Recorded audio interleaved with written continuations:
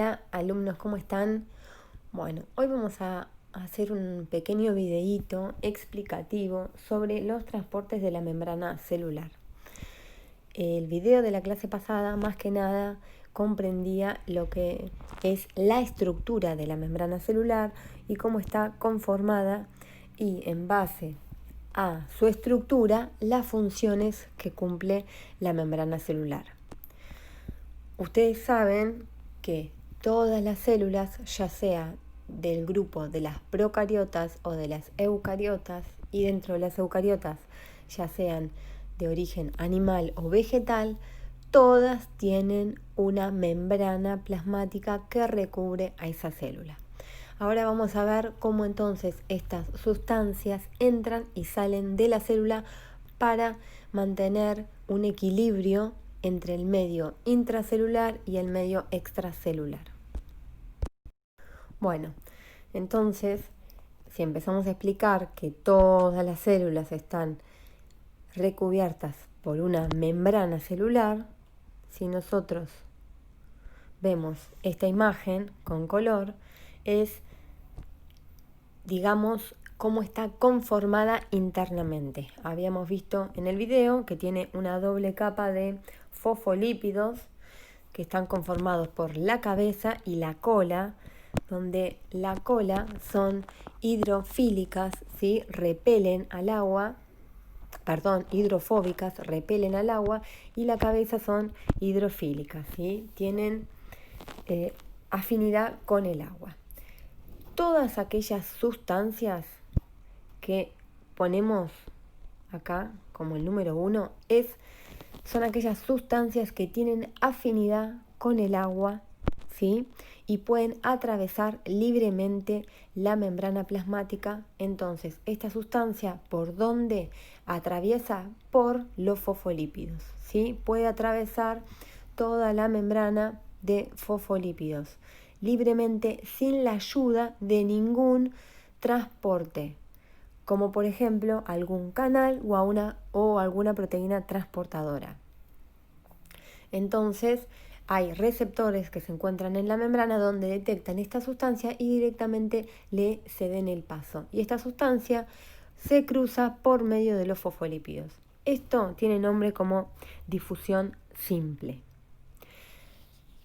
Después está la difusión facilitada, que como dice la palabra, tiene un facilitador que le ayuda a que esta membrana pueda ser atravesada por una sustancia que no tiene afinidad con el interior de la membrana plasmática. Generalmente no tiene afinidad con la cola de los fosfolípidos. Entonces, esta sustancia o este soluto necesita de un canal para poder atravesar esta membrana. Pero como el transporte, tanto el 1 como el 2, ¿sí?, siempre van a favor del gradiente de concentración. Cuando hablamos que es a favor del gradiente, estamos hablando que va de mayor a menor concentración, ¿sí? Por ejemplo, este es el lado extracelular, fuera de la célula, y acá vamos a dibujar la cantidad de gradiente para que ustedes se den cuenta cómo es. Ya que estamos, lo borramos todo. Entonces, en el medio extracelular tenemos esta cantidad de soluto, ¿sí? Mucha concentración. Y si ustedes ven la flechita, ¿sí?, la flechita se dirige de mayor a menor concentración de soluto. Entonces esto es lo que nosotros conocemos después como gradiente de concentración. Entonces, siempre en los transportes pasivos, el gradiente de concentración es de mayor a menor concentración. Por ende, no requiere gasto de energía, porque va a favor del gradiente de concentración. En cambio, en el transporte activo, que es este que tenemos de este lado, que le vamos a poner número 3, ustedes ven que la flechita va hacia el otro lado, ¿sí? Del citoplasma hacia el medio extracelular, de menor a mayor concentración. Entonces implica un gasto de energía.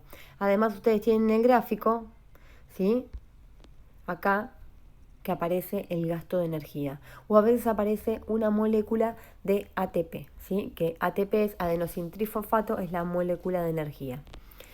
Entonces, a veces, no solamente por el dibujo, no piensen que cuando está la proteína transportadora ya es un transporte activo, porque la proteína transportadora o carrier también puede ser un transporte pasivo de difusión facilitada. Ustedes tienen que ver si ese soluto entra o sale de la célula, pero si lo hace en contra del gradiente de concentración. Si lo hace en contra del gradiente de concentración, necesita de un aporte de energía para que se pueda realizar, ¿sí? Esa es la principal diferencia de transporte pasivo y del transporte activo.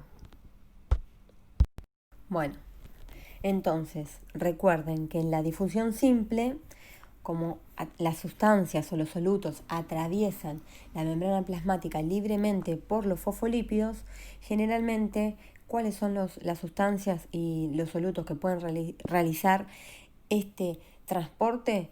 Son los gases, ¿sí? Como el oxígeno. Cuando uno habla del sistema respiratorio, ¿sí? Los gases, cuando pasan de los alvéolos pulmonares a los capilares sanguíneos, lo hacen por medio de este transporte, de la difusión. Entonces, por pequeños poros, ¿sí? Que contiene la membrana plasmática, como lo estamos viendo, hay ciertos gases como el oxígeno y el dióxido de carbono que pueden atravesar libremente la membrana. Otro ejemplo es el agua, y cuando estamos hablando de que el agua atraviesa la membrana plasmática, este tipo de transporte se llama ósmosis, ¿sí? Acá les agregué una imagen, ¿sí? Ustedes tienen que ver que los vasos actúan, digamos, como el medio. Un medio puede ser el medio intracelular y el otro medio como el medio extracelular. Y digamos, lo que se le pone en el medio del frasco actuaría como un ejemplo de membrana plasmática. Como los solutos son grandes y no pueden atravesar por los poros de los fosfolípidos, lo que atraviesa es el agua. Entonces, cuando tenemos un medio que es muy hipertónico, quiere decir que tiene mucha concentración de soluto, comparado con un medio que tiene poca concentración de soluto, ven de este lado, ¿sí? Nosotros vemos de este lado que ustedes tienen muchos más puntitos azules que son los que representan la cantidad de soluto. Y del otro lado tiene un medio, ¿sí? Mucho más diluido. Tiene mucha menos concentración de soluto. Entonces, cuando tiene mucha concentración de soluto se llama una solución hipertónica, y cuando tiene poca concentración de soluto se llama solución hipotónica. Entonces, para que se equilibren ambas soluciones del lado interno de la célula y del lado externo, que sería el medio extracelular, lo que se hace es intervenir el transporte del agua. Eso es lo que hablamos de ósmosis. Los solutos no pueden atravesar esta membrana plasmática por medio de los fosfolípidos, pero la molécula de agua sí. Entonces, fíjense en este ejemplo, acá cómo quedó después dos soluciones de un lado y del otro de manera isotónica, ¿sí? Quiere decir que tienen igual concentración de soluto de ambos lados. Esto es lo mismo que realiza la célula por intermedio de la membrana plasmática, ¿sí? La membrana plasmática libera, ¿sí? O toma desde afuera del medio extracelular moléculas de agua para equilibrar el interior de la célula con respecto al exterior. Bueno, acá entonces seguimos con difusión facilitada, que todavía estamos dentro de los transportes pasivos, ¿sí? Porque recuerden que la difusión facilitada también los solutos se mueven de mayor a menor concentración y no requieren gasto de energía. ¿Cuáles son los solutos y las sustancias que intervienen en este tipo de transporte? Los iones, como el calcio, algunos azúcares sencillos, como la glucosa, aminoácidos, como la glicina, y cómo atraviesa la membrana plasmática por medio de proteínas transportadoras llamadas carrier o canales, ¿sí? Canales de transporte. Cuando tenemos una sustancia, ¿sí?, que ingresa a la célula y atraviesa solo una, se llama uniporte. Cuando tenemos dos sustancias distintas, como tenemos acá, ¿sí?, graficadas, ¿sí?, que son dos distintas, una que vemos con un circulito azul y otra con un triangulito rojo, pero ingresan con el mismo sentido, por ejemplo, del medio extracelular hacia el interior de la célula, hacia el citoplasma, las dos son diferentes pero ingresan con el mismo sentido, se llama simporte. Pero cuando tenemos este ejemplo, que una sustancia ingresa y la otra sale hacia el medio extracelular, ¿sí?, esto se llama antiporte. Entonces, cuando tenemos implicadas ya dos sustancias o solutos, esto es lo que se llama cotransporte, ¿sí? Tenemos el cotransporte y el uniporte.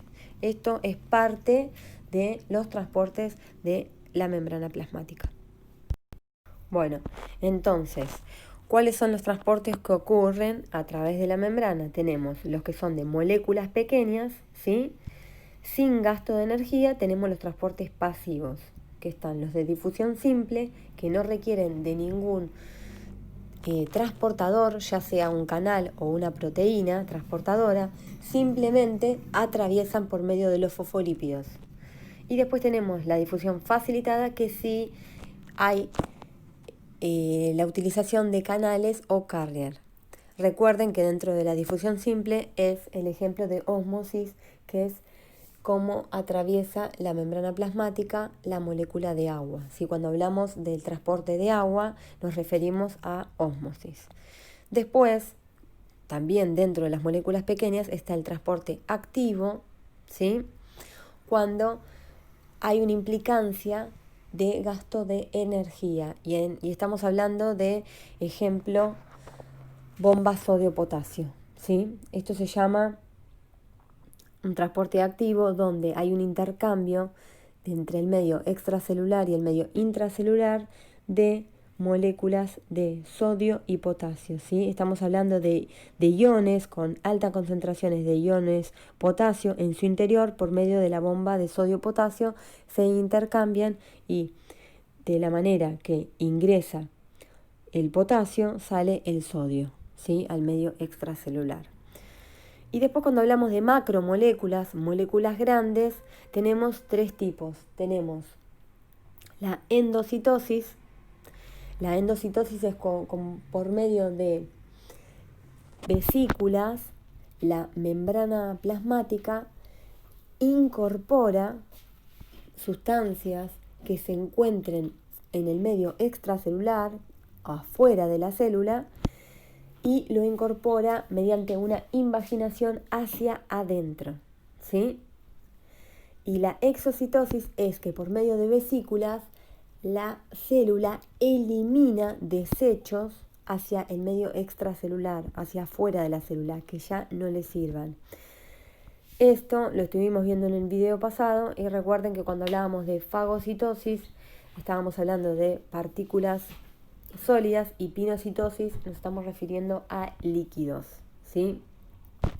Obviamente la endocitosis está mediada por receptores que se encuentran en la membrana plasmática, y estos receptores son los que detectan estos solutos y estas sustancias para incorporarlos a la célula, los detectan y los envuelven mediante pequeñas vesículas y los invaginan hacia el interior. Bueno, la transitosis, que no lo vimos, Es un tipo de transporte que ocurre que por medio de vesículas se le pasan diferentes proteínas, que estamos hablando de que son proteínas de inmunoglobulinas, que está referido a proteínas que intervienen en el sistema inmunológico. Esto ocurre, por ejemplo, cuando la madre, por medio de la placenta, le pasa al feto, ¿sí? Este tipo de proteínas. Entonces son macromoléculas porque son proteínas grandes y ocurren por medio de vesículas, ¿sí? De madre al hijo. Entonces, acá estamos hablando de transitosis. Bueno, hasta acá hemos llegado. Espero que se haya entendido lo del transporte pasivo y el transporte activo y puedan realizar el trabajo que les voy a enviar. Bueno, hasta luego, nos vemos en la próxima.